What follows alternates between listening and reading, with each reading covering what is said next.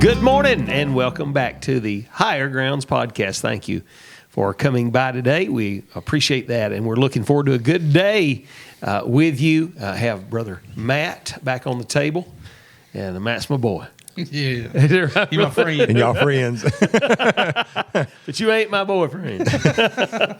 It's good to be here, and good to have Brother Mike with us too. How you doing, Brother Mike? I'm doing well, sir. Amen. Miss Ricky Beth and the children doing swell. Doing good, doing good. Amen. Yes, sir. Amen. Absolutely.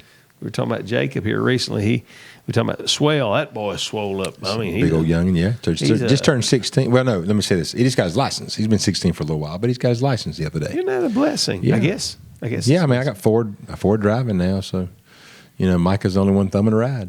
It will not be long until you and RB will be all alone, Is that right? all by yourself. Is this a prophecy? Yeah, it is.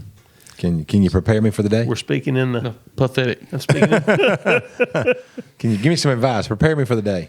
for what day? The day whenever we'll be all alone. Well, I'm not all alone yet. Okay. I still got a 30-year-old hanging That's on. right. See? You do, don't you? When you're all alone, you'll be all by yourself. That right there. That's deep. That's speaking in the pathetic. That's right exactly what that was. It was pathetic. I'll be signing Bibles after this episode. I'm gonna tell you, I'm so popular. I sign all the Gideon Bibles in every motel I go to. Do you? Yeah, I do. Are there some you visit that you've already signed before you I'm sign gonna do that them? next time. I'm gonna do that next time. Sign all them Gideon Bibles. Oh, man. Yeah, they open it up. Say, who's this guy? This is a world famous guy. Amen. My name's all over the world. Well, we're going to talk today. Mike's like, y'all crazy. You out your mind. All over the world. Yeah, that's right. So we're going to talk today out of the book of Romans. Brother Mike has been digging in and plowing through the book of Romans this year, and he and I have talked regularly about it, preached recently in our church within the last few weeks. And, of course, Romans was one of the themes that we dealt with during the week, Brother Mike did, in preaching. And I thought it was tremendous. You sat Yes, in sir. on some of the services. I did. And what did you think? I thought it was great. Amen. Very needed. I do too. I think it's very needed. What was your in? I know, of course, I know you and I both, and Matt too. We work through books of the Bible in expositional fashion. And if we preach topically, often our topical preaching springs out of exposition that we're already in. Right. So, what was your draw to the book of Acts? Did it start? Excuse me, the book of Romans. What was your draw to the book of Romans? Was it from personal Bible study, or what intrigued you to jump in? Because I know you and I have talked about Leviticus, and you dug into it for a while, but I don't think you ever brought it to series. No, not yet. But what was it about Romans? I had been preaching through the life of Christ for a couple years, and I got to the last week of his life and felt like the church could use a little variety. And I had been going through Romans devotionally for several months, and I just really felt kind of, pushed that way. So we paused our Life of Christ series, getting ready to walk into the last week of his life. And I went over to the book of Romans. We've been there starting from chapter 1, verse 1. We're now, by the time this airs, we'll be at the verses 8 through 14, I think it is, of chapter 13. So it's we got several weeks left, Right. several, maybe even a couple months. 16 chapters. Yeah, and so, but yeah, I was very moved by the doctrinal content. Amazing how once I really started digging in it and walking through it verse by verse, how apropos it is for our day and time, Right. answering a lot of doctrinal questions that are being debated back and forth. So it's been valuable. Do you not feel that the debate of some of the doctrinal issues that you're hearing on the forefront now, particularly with people that are mixed up in the law versus grace movement, and they take verses, from Romans and other Pauline epistles to try to prove their point. But do you not feel like that there's a real absence of context with a lot of their argument? I mean, I feel that way, and I'm not always right, but do you feel that way? I do feel that way. I feel like if you were to take these books of the Bible that verses are jerked out of context and used to support views, you put it back in its context and really start looking at what's being communicated, and you will not come to the same conclusion. No, not line upon line. No, you will no, not. not at all. Yeah. No. And have you ever had the opportunity to discuss that with people from the other side? I have not. I just try to go and be a faithful shepherd there, or under shepherd, Right. and feed the flock. And I tell you one thing it does for me, or any preacher, I believe, when you do get the chance to preach through a book, you're better prepared to discuss those subjects and even that book in its entirety, if that opportunity presents itself down the road. And so I have found it to be a valuable resource for me. Now, in your exposition, Matthew, have you found yourself changing your mind on some positions you once held because now you view particular doctrines in light of a context in which it was used? Yes, sir. Yes, sir. It'll do it every time. It'll do it, yes, sir. Because we're so you grow up listening to preaching, and then you hear people preach, and that stuff gets bedded in your mind. And when you approach a subject in the Bible, you already got that in your mind that's what that verse means. But then when you're going verse by verse, and you just dealt with the previous verse the week before, and you're like, that can't fit. That don't fit right. Mm-hmm. And so I've had to go back in my pulpit and say, I know last year I preached this message, but now that I've come through the text verse by verse and exposition, and I've studied it, I was wrong. Right. And I've done that, had a few times. And I think sometimes we're wrong, not necessarily in an application perspective, because I think sometimes we can take, what we did view in a text and make an application using it, but we have to make it clear that the primary interpretation is not our application. Right. So, that's right. So what we were talking about in the book of Romans, would you venture to say that the vast majority of what people know about Romans, such as Romans 1:16, Romans 10:9, 10, 13, Romans 8:28, and so on and so forth, would you not agree that the majority of what people know about the book of Romans has to do with pre-selected texts or verses that have been pulled out to make points regarding specific doctrines? I think so. I really do. I think one thing I learned as I preached or have been preaching through the book is that it's amazing the depth of content behind some of those verses that usually are just kind of randomly selected to make statements or to, quote unquote, lead somebody to the Lord out of Romans chapter 10, verses 9 through 13. When you really get to digging in behind the scenes and see who's being addressed, what's going on in the background, blah, blah, blah. Yeah, but it's enriching, and it's very, very, there's a lot of depth to it. Now, our Reformed theology friends, there are portions of the book of Romans that they cherry pick pretty heavily. Is that correct? Yes. And would your opinion be, mine is, but would your opinion be that if you study the chapters prior, line upon line, maybe a chapter or two, and then the chapter in which the disputed material is contained, and then the chapter after, would it change your mind regarding their theology because of how they've cherry-picked it? Yeah, if your mind's changeable. In other words, I understand that. Some guys have already just so made their minds up what they believe the Bible teaches before they ever let the Bible tell them what it taught. You know what I mean? But yeah, I mean, I've had my mind fashioned multiple times in studying that way. Right. You know what I'm saying? And Brother Matt hit the nail on the head. When you're young in the Lord, I mean, you're kind of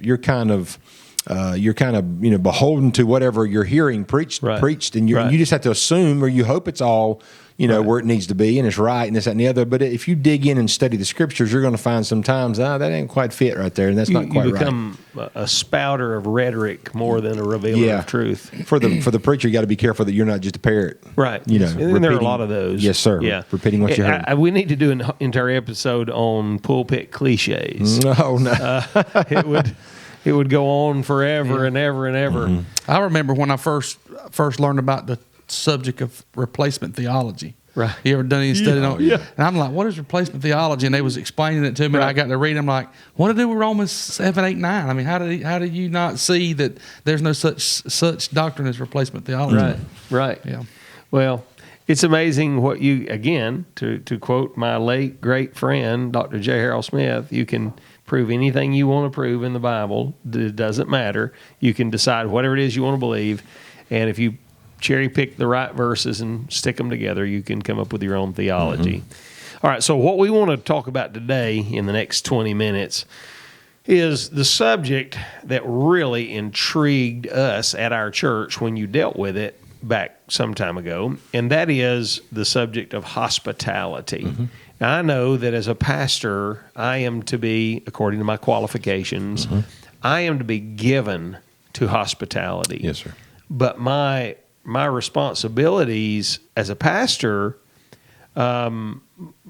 are only secondary to my responsibility as a Christian to already have been hospitable. Right. So what do you think intrigued you about that, and how did it grip you? What really jumped off the page at me on the subject of hospitality, when I was preaching through chapter 12 of the book of Romans, of course, verse 1 and 2 is that call to become a living sacrifice, to let God transform you by renewing your mind and to keep you from being conformed to the world. As you work your way through that chapter, you get, in my opinion, verses 3 through 8 is once you have done that, and it shows you what it would look like if it was done on a large-scale scene, like a church body becoming one, unified. You get down to verse number 9, and it almost seems like you're reading through the book of Proverbs because it seems like he's shotgunning different things at you. But everything that's being thrown at you there are further of what I call the outflowing of becoming a living sacrifice. And the one that really caught me when I was breaking that down to preach through it, trying to figure out what went with what, was over in verse number 13 of Romans chapter 12. He says this, distributing to the necessity of saints, given to hospitality. And so I began to study that out in its larger context. And like you said earlier, this is one of those verses that you can look at it in an expositional way, but it will lead you to a topical study because the Bible says quite a bit about hospitality. You got to reach out there and pull it all together and connect the dots, so to speak. And so as we were doing that, here's what we found. We found that we have a call to be hospitable to really 4 different groups of people. We have a call to be hospitable to saints, which is what's addressed in the first part of verse 13. We have a call to be hospitable towards strangers, which is what the definition of hospitality actually means, is to entertain a stranger. Correct. We have a responsibility to be hospitable to sinners. Jesus would eat with them and become friendly toward and friends with them. And then lastly, and this is what I said when I was preaching at your place and probably other places I've touched on it, the apex of our Christ-likeness and hospitality is to be hospitable toward your enemy. Like Jesus was in the Garden of Gethsemane with Judas. The matter of fact, in Romans chapter 12, down in verse 20, it will tell you if your enemy hunger, feed him. If he thirst, give him drink. For in so doing, you shall heap coals of fire on his head. And the coals of fire on the head was not a punishment or the wrath or damnation. It was the way a person would go get live coals from his neighbor, put them in a bowl on his head to take them home so that he could kindle his own fire. Yes. Right. So, and here's what we're talking about. Here's kind of the thrust of the message. It seems like in the day we're living in that it is so easy. I think and I said this also preaching, our culture is real clannish, okay? Make a big deal about our family and our clique of friends, and it's got us kind of like a horse with blinders on, and we're missing all of these responsibilities. This is not uncommon for people to go to church with some people for years and years and hardly know their name, but they know nothing about them. They never broke bread with them. There's never been any of that action. And then when you get into, think about how, we make a big deal about visitation and knocking doors and sharing the gospel, and that's right and that's good, but I wonder how much more could be accomplished if we would sit down in a hospitable setting and then break bread with and share the gospel with a lost man. I think even some people have misinterpreted what separation is and have pushed it to a level of isolation to where they are afraid to be around sinners in that type of environment. And it's an all-out neglect of what hospitality really should look like in a day-to-day life for a Christian. Well, let me say this, and then I want to be very candid with our listening audience. My personality is truly to be alone. I'm a loner by personality. I would rather be locked away somewhere by myself without any human interaction for days at a time than I had to see any one particular person. So why God called me into the ministry that he called me into, I don't know. I mean, all I know is he did. There's no doubting or denying that he called me. So with a person who has a personality as I do, of course, your message did speak to me, and I got in the altar regarding it to talk to the Lord about some things. So what would, and I think I do well with people. I think I do. Oh, yeah. But for us who struggle with that, how do you speak to us as a preacher to help a person like me? Well, here's what I would say, and what you're talking about that you call it, suffer with or whatever the case may be, is common. There's going to be a lot of people that hear that are introverted, right? And they truly do feel so much more comfortable out of a crowd. And I would say this: hospitality is one of those things. It's not that you have to become like Paula Dean or anybody like that that's a social butterfly. Right. But here's what you do. And I personally think hospitality really is more of a small group, even a one-on-one or a you and a few others type Right. setting, whether it be you've invited a family from the church over to your home or you're meeting out for, coffee in town. You've got a relationship going on with a young lady, a cashier at maybe the Walmart, and it's gotten so friendly. You're on a first name basis. Next thing you know, you invite her to your ladies' Bible study, and you want to have supper with her before. But it doesn't matter. I'm just saying that these are. It's like this. Hospitality is probably the first step, or could be a doorway into you sharing the gospel with a lost person or ministering to a saved person. You know what I'm saying? Yeah. So I think you look at it like any other. There's a lot of things we do in a Christian life that it may not always be comfortable. You know Out what I'm of our saying? wheelhouse. Out of our wheelhouse. But God didn't save us to leave us in a zone of comfort. The whole Right. entire transformation process is uncomfortable Right. as God starts cutting the stuff out and molding you into His image. So it's just one of those things you just realize, hey, look, God's got my best interest at heart. It looks different for everybody. For the social butterfly, hospitality is a breeze. Right. But for those who are introverted, and I'm really the older I get, the more I feel more compelled to head in the introversion. I'm not even sure I consider myself introverted because I have no problem engaging in conversation. I have Right. no problem, being with people. I'd just rather not. Sure. Yeah.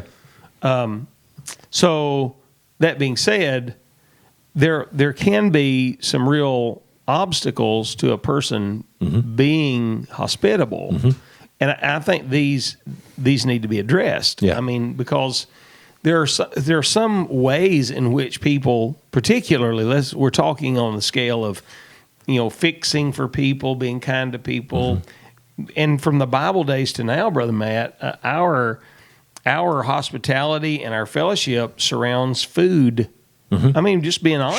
Sure. I mean, Jesus with his disciples, broke bread right before he gave them Matthew 14, 15, 16, before he went to the Garden of Gethsemane.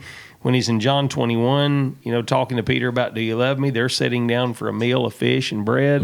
I mean, so hospitality generally from Bible days to now surrounds a meal. And let me interject this real quick, Brother Andy, so that those listening will get an understanding. In the Old Testament culture, Tell that. in the Old Testament culture, the reason hospitality was such a big deal, when they traveled from one location to the other, it would be mostly on foot or with some type of four-legged animal. And the journey, if it was 20, 25 miles, we can get in the car and be there in 10 minutes. It may take a couple of days for them to get there. So along the way, you needed somewhere at times to bed down. And what hospitality was about was a stranger may come up on your property, and if you wanted to show hospitality, you would lodge them and maybe give them a meal the next day before they departed Right. and went on their journey. And it was the way they survived. I mean, it was the way they lived in community. That looks a little different today, Right. and or whatever the case may be. But you're right. If you study Genesis 18, the first time it's introduced, Abraham is being hospitable to the Lord and the companions that are there, and he sees them on his property. He goes and bows down. They get a meal cooked for them. They wash their feet, and they give them some lodging, some rest, and then they're on their way. Right. And even the parable of importunity, the reason the guy's all tore up at night and goes and knocks on his neighbor's door, he's had an unexpected guest. He said, "Look, I ain't got no bread. Get out! Can I get some bread?" And because man, it was culturally speaking, it was humiliating not to show hospitality. Right. In Bible times. Right. And so for us, with the isolationist culture that we happen to have, and most of the interaction we have with people is via some kind of a screen, Sure. which allows us to keep our anonymity if we desire to, Right. as well as keeping our privacy. So that being said, for Christians who want to buy into hospitality and reach out and be hospitable to brothers and sisters in Christ, even to strangers, neighbors, friends that they meet on the job or whatever, for the gospel's sake, What are some rules of thumb that will help them to be accepted with their hospitality to be accepted and received by those that they're wanting to be a host to? Here's what I would say: if you're going to be hospitable to somebody, you want them to be able to come. If you're doing it in your home, you want them to be able to come to your home and feel good about their experience. So, in other words, you would want a cleanly environment. You would want an environment where if you were going to serve a meal or whatever the case may be, that it's something that you wouldn't want to serve something that someone would not want to eat or be able to eat. And I'm not talking about filet mignon. I'm just talking about cleanliness and those kinds of things. Right. And because there's nothing wrong with you don't necessarily have to have someone in your home to be hospitable. And so if that environment doesn't work for you, you know what I'm saying? But I want to say this because this is something that our culture has changed so much. If somebody invites you to their home for hospitality, number one, the book of Proverbs teaches this: don't wear out your welcome. Okay, Amen. Don't overstay. In other words, if you know that they're the kind of people they like to turn in by 9, 10 o'clock, if you're still sitting there at 11:30 till midnight, something you've already wasted. You've overstayed your welcome. You're probably not coming back. Exactly. Yeah. If your kids don't know how to act, behave, if they're going to throw their ketchup in the floor, just tell the people up front, look, we ain't quite got them trained yet.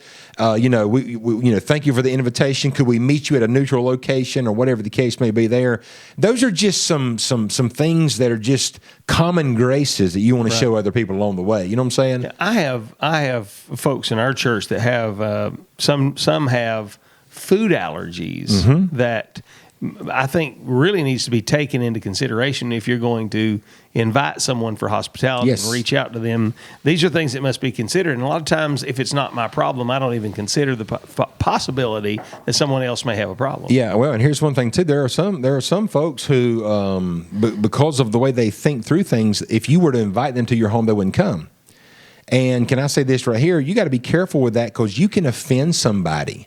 It's kind of like Peter whenever the Lord said, let me wash your feet. And no, Lord, don't wash my feet, and blah, blah, blah. And then, the Lord kind of give him the down low on it. And he's like, okay, well, just watch the whole thing. Then. You know what I mean? Give me the whole deal. There's no reason to be offensive. If you have food allergies, tell them. If you can say, hey, look, can't eat, but we can come by for a cup of coffee or, whatever. You got to work your way around that. You don't want to discourage someone from being obedient, what I'm saying, to the scriptures. Right. And so you have to sometimes work through your problems maybe between your ears so that you can encourage a brother or sister in Christ to do what God said to do. Let me share another one with you. I know of folks that I have pastored and folks that I have been around who wouldn't, they really are grossed out by eating in a home that has an animal in it. Yeah. A dog or a cat. And so that's another thing that must be kept in consideration. Yeah. And at the very least, you don't want your animals to be fawning all over your guests while they're there. They need to be put up and put away. Yeah, and I don't think there's a problem even if say that's how an individual felt whenever they were invited over. Say, well, look, I don't want to offend you, but I know you have animals in your home. We don't, and that's just not something that I feel comfortable with. Yeah, could we go to a neutral location? Yeah. You know what I'm saying? There's nothing wrong with saying that. Yeah. I don't think you have to go into an environment or situation where you're just, man, I'm really just don't feel good about this. You know what I'm saying? Well, wouldn't you say that today, though, one of the biggest drawbacks and criticisms has to do with how parents of this day have not taught their children proper manners and proper etiquette and decorum around other people? Yeah. If your kids cannot go somewhere and not touch and tear up everything in someone else's house, then you need to reject hospitality. Right. I mean, you need to just tell people, I can't bring my kids to your house. I don't know what they'll do. Again, I say this: go to a neutral location. You know what I'm saying? Though me personally, I'm not going out with you in public and your kids acting like a banshee because I wouldn't let my kids act like that, and you're not going to humiliate me in public. Yeah. So I would probably go long enough to figure out that you're not going to control them, and then I'm going to probably leave my tip on the table and drink my water, and I'm out the door. Right. I don't mean to be offensive, but I'm not going out in public to be humiliated. Right. There's some people. They're not ready for hospitality. To quote a blooper reel from Michael Poindexter, beat your kids. Beat your kids. How many blooper reels we got? We're several episodes worth. Several episodes worth of bloopers. We ought to do that prison one. That prison one we had on there. No. I hadn't even told Michael that. I don't think. Didn't we Marco Polo? Didn't we Marco Polo? We may have I don't Marco. remember. Polo. Yeah, I think we did. Here's the thing about hospitality. Here's what a lot of people think. Well, some people hear this and be like, oh, man, I'm cool, man. You know, yeah, we're hospitable. Don't worry about nothing, because you have the same two families in your house in and out all year long. Right. But you go to church with 40 families. And you don't hardly know the other You got no idea. 38. You know what I'm saying? Right. That's called running your circle of friends, or, you know, having your clique. And now for most of us in our churches, our church family is not going to have any problem with saying, you know, can we use the fellowship hall at the church to entertain about 3 or 4 families? Yeah. Yeah, perfectly fine, as long as you don't leave it a wreck when you leave. That's right. You know, as long as That's you right. wash the dishes and clean up the mess. Yeah. You And know. here's another challenge to those people who go to church somewhere and, you know, you never stay for a fellowship. You never have anything to do with the church family outside of just sneaking in the back door at 2 after time for service, starting right out the door. How in the world do you ever reconcile in your mind anything to do with hospitality at all? About Right. being involved with the body. I mean, there's something real dysfunctional about a Christianity that wants to go to heaven with God's people, but don't even want to enjoy them and Yeah. connect with them on this earth. That is a anti-scriptural, Right. weird sight that I've seen in church Well, since that's I've been like I saved. said Weird. the other evening and shared with you. We I think you heard too, but we had a guy in our church that left, and he left. He said because, you know, we didn't love one another and we didn't fellowship one with another. And my honest question, of course, it may have been a little more straightforward and pointed than I'll give you now, but my straightforward question was, how will you know? I mean, how do you know we don't love one another? You're the last person here and the first one to leave. Yeah. So how will you know? That's right. You know, and just like with everything else, the bone people are choking on's not the one they spit out. Right. But I think this is very important, very needful. Any comment on this? All this stuff. The only thing I remember is what he said when he was preaching. They drag race. Drag it. Drag in and race out. Yep. And I think he got that from you because I've heard you say that. Yeah, I've said it. I like saying it. Do you? Have you? Yeah. Hey, about being hospitality. On that dude Being live hospitality. being hospitality. Just live 60 miles away from the church. Is that Yeah. your out? Yeah. Nobody will come see you. That's right. He lives 60 miles away. 60 miles away. Yeah. Y'all and want a sandwich? Come on over. Yeah. And again, I want to stress it does not have to take place under your roof. Yes. You know, Right. you can be hospitable out in a public location, and a lot of times that's better because then you can leave when you want to. Yeah. And if they got kids chunking junk in the floor, then Hey, then I'll you can give tip you- heavy and let the waitress I'll give clean you a it good up. thought. There was a preacher friend of mine. He enjoyed extending hospitality, but he had an assistant in his church that helped him. Mm-hmm.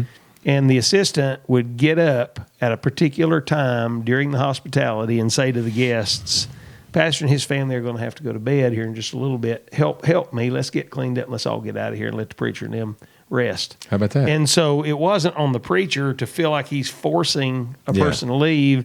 It was his assistant's job to say, all right, Yeah. let's shuffle people out. That's right. Yeah, that's And right. that I thought that was a great idea. Oh, absolutely. Yeah. Hey, this is a good episode. Yes. Yeah. Good episode. I hope it helps you to be, as Matthew says, I hope it helps you to be hospitality. Hospitable.